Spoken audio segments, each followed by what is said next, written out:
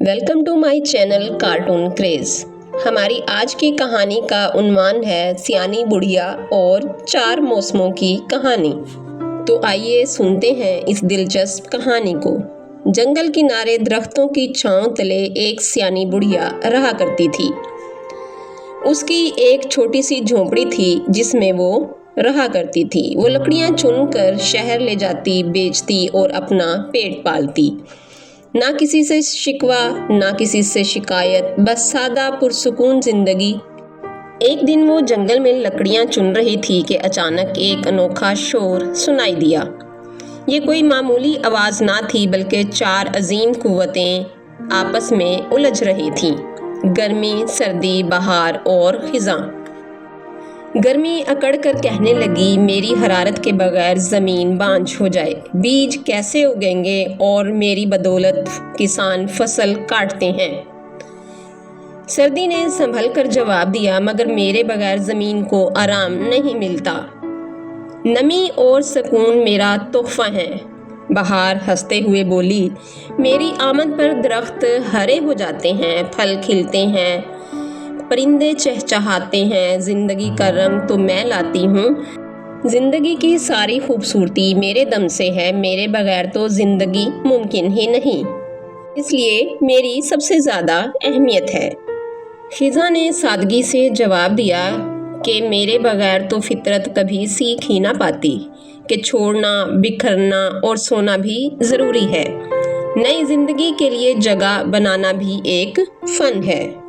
تب سیانی بڑھیا خاموشی سے آگے بڑھی۔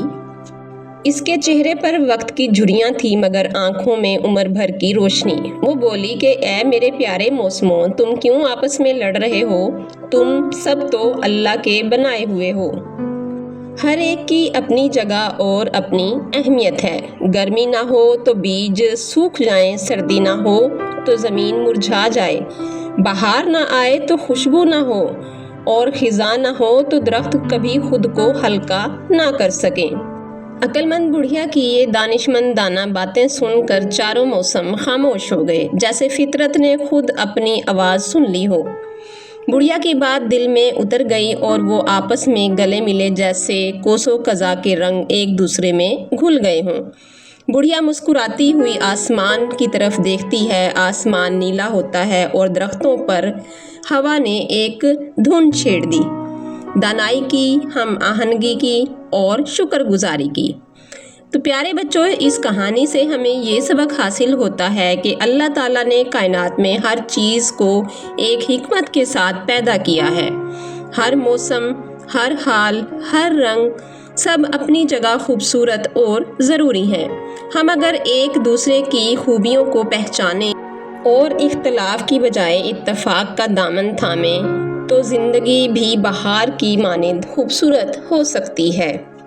اس لیے زندگی میں کبھی بھی کسی کو کمتر نہیں سمجھنا چاہیے اور خود کو برتر نہیں سمجھنا چاہیے، کیونکہ زندگی میں ہر ایک کی اپنی ایک اہمیت ہے۔